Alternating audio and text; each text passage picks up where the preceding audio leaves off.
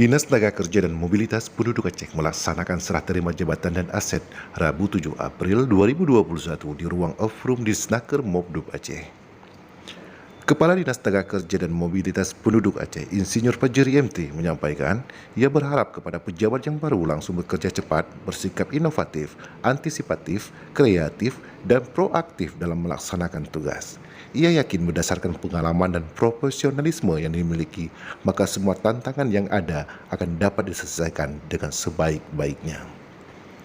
Prosesi serah terima itu disaksikan langsung oleh tim Sekda Aceh diwakili Biro Keistimewaan dan Kesejahteraan Rakyat serta pejabat di lingkungan di Snaker Mobdub Aceh.